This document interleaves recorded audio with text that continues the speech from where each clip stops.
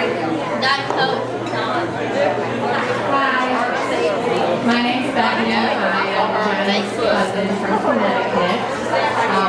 I've actually known Jen my entire life since we were babies, and I'm gonna try not to cry, but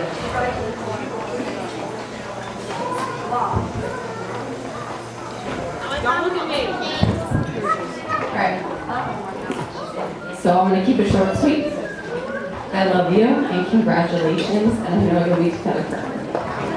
Yay! Talk up stuff.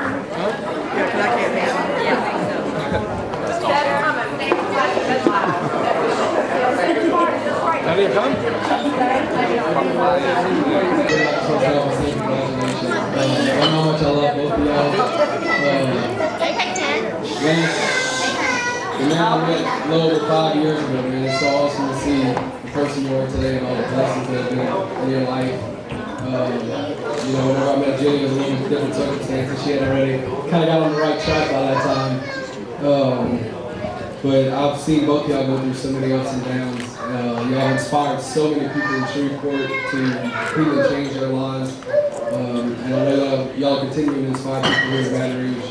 And I just love y'all and wish the best for y'all.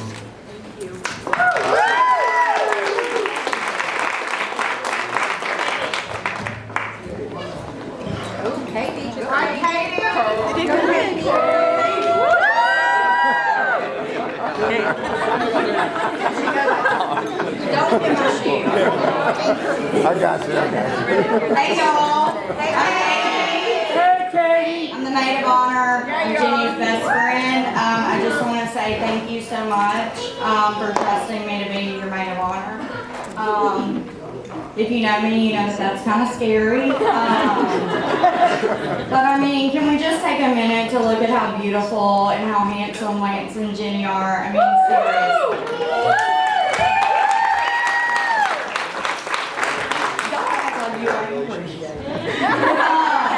When I met Jenny, they were together already, and where we come from, like, we were encouraged to not have relationships, and they did. They persisted, and one of my most favorite things about them is they are willing to fight for their love through thick and thin, and I love them so much. Like I said, I love y'all so very much. We got a husband. We got a husband.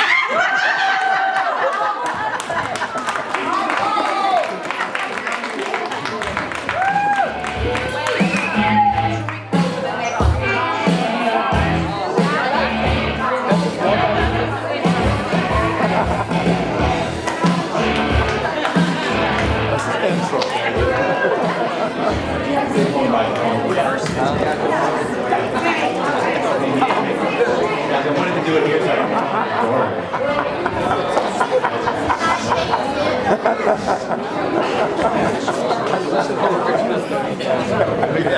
welcome everyone, and as I did my research and preparation for this moment and what I should say, it was split on the internet when you Google stuff, you get opinion. And it was split between those that believe it should be a speech, followed by a speech, and those that believe it should be a toast. So I figured you fine folks deserve both. So,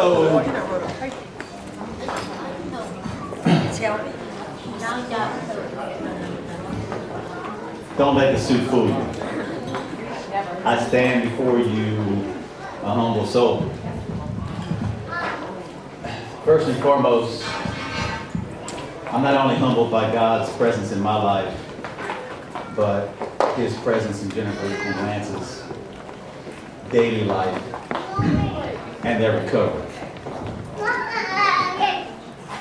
His blessing on this marriage and this day and this union is just awesome.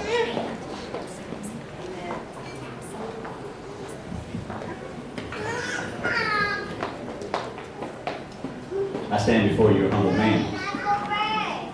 Today I was able to live out a lifelong goal of every daughter's father. I got to walk my little girl down the aisle. And what a beautiful bride she is. Agreed?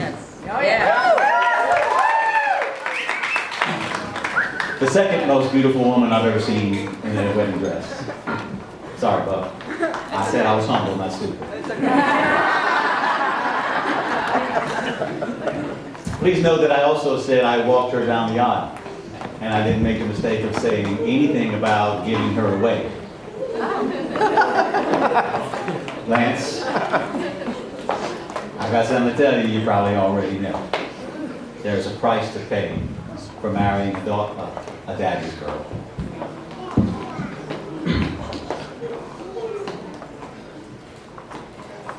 And she's been one since day one. So although life's lessons typically the hardest learned, and daddy's answers weren't always perfect or correct all the time, that's not going to stop you from hearing, well, I bet you my daddy knows that. Every time you don't have an answer to one of her many questions. So be prepared to pay. I am simply a humble dad. I would be remiss if I didn't thank everyone that was involved in putting this wonderful nuptial blessed event together. But I guess I'll just have to feel remiss, whatever that's supposed to feel like, because I'm not too sure. Because I'm going to boil all my thank yous down and point them at the beautiful woman in the charcoal gray dress. Go, Kelly.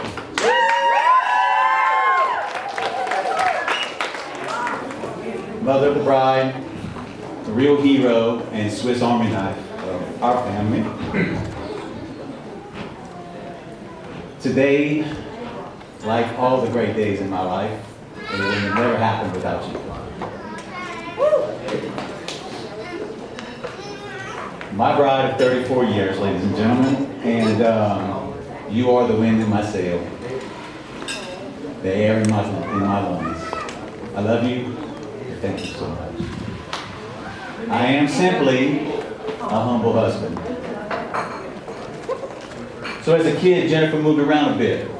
And that's mainly because her parents moved around a bit. And then as an adult, Jennifer moved around a little more. That wasn't always because her parents continued to move around. Part of it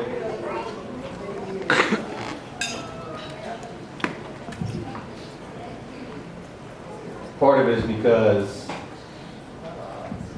a life path paved with bad decisions always leads you to places you don't want to stay. So you always find something better. By my count, you lived in 14 different towns in 33 years. That's a lot of packing and unpacking, which I was involved in most. Now I said all that, to say this. Very much like Jennifer, like her parents, Jennifer always found it easy to make friends wherever she went. And if you just take a look at the beautiful bridal party today, and then the majority of the guests here all traveled from somewhere else, all traveled from outside of Baton Rouge. Thank you so much to all of, if you look at the program and see how many brides' friends there are in the program. It's a wonderful thing, it really is. And to see all of your friends of both Lance and Jennifer travel like you did to come here and celebrate with us, it truly is an awesome thing. It's an impressive example of friendship. And it's a trait I know that people love in Jennifer. So when you live far away from family, as a kid, your parents' closest friends become your family. And that's a perfect example. Military family, Jennifer grew up knowing a lot of our close friends to be her family. And that continued on, even through high school and beyond. So we've met some wonderful people in our life, and there's people here that, there's plenty invited, and there's people here. My good friend Ricky Montleon from Lafayette, Uncle Ricky. I know Uncle John and Uncle Mike were invited. I'm not too sure what happened, they couldn't make it, but And the first honorary uncle of them all, Doug Duchaney, in the back over there, got to travel all the way from Connecticut to be here, folks. Thank you, Uncle Doug. And all my friends that are here, and our Kelly and I's friends that are here, that have an influence on Jennifer's life, we thank you so much for being here and celebrating with us. I am simply a humble friend. Now, about Lance. First time I met Lance, I was packing up a 3-bedroom home and putting it into 2 storage pods. So, I took that opportunity to challenge the young man, both physically and mentally. Now, he passed the physical part. That is no brainer there. And he was very eager to tell me and show me that he could pass the physical part. Now, to be fair, Jennifer didn't introduce us as saying, Daddy, this is my friend, Lance. So maybe that was to lower his expectations of how much I might grill him on this first meeting. I'm really not sure. But either way, the mental test began. You wouldn't happen to be an electrician, would you? That was my question. Daddy's girl says, well, by the way, he is so proud to be. And then all I heard was, no sir, I'm not. Felt that was coming from the shy, all of a sudden, new friend. So whether his answer was because he was really an industrial electrician, more so than a residential, and he didn't want to look bad in front of me because he either didn't want to answer my question or just didn't know the answer, I'm not too sure. Or maybe it was because he was scared that I'd ask him to install a few ceiling fans and some undercover lighting in my house for free. I'm also not exactly sure how much his impression of me changed since that first meeting. But what I can absolutely be sure of is how much my first impression and my impression of him changed. You may think it's a far stretch that going from thinking this guy is a little condescending, he's very self-centered, and totally an individually minded guy, to totally believing he's a stand-up kind of man. Responsible, trustworthy, and willing to sacrifice his personal desires and personal for the benefit of others. A true family man in training.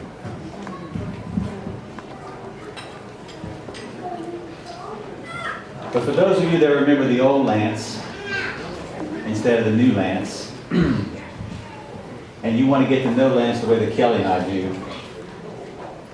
I have a simple formula for you. First, put him on an airplane and take him to Boston, Massachusetts, and get him to attend the wedding of a childhood friend, where he knows absolutely no one except the people he flew there with. And that's his new girlfriend's family. And then you invite him on a 1-week beach vacation, house on the beach, totally great thing. Any new boyfriend would accept an invitation like that.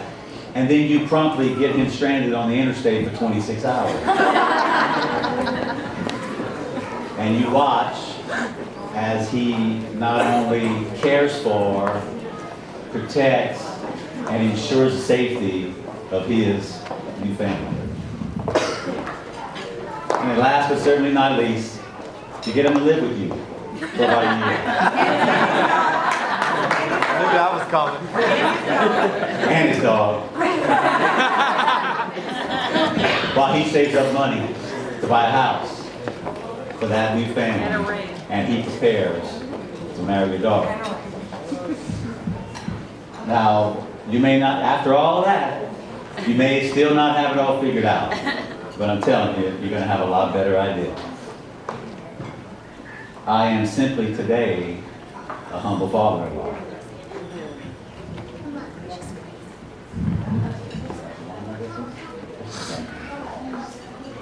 I'm to the family reunion every year. Nothing scared you off. So that was the end of the speech, now the toast. Whether you're drinking alcohol or not, doesn't really matter. If you have a glass or a cup in your hand, now's the time to raise it in honor. I'm not sure if I typed this one out or not, but we're on standby here. This is pretty simple, actually. It's going to go a lot quicker than the speech here. I'm totally honored and proud of this union. I hope that both of you give of yourself to each other every day and every day that you're on this earth.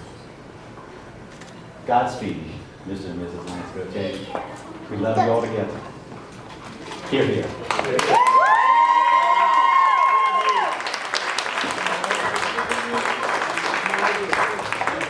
Good job, Dave.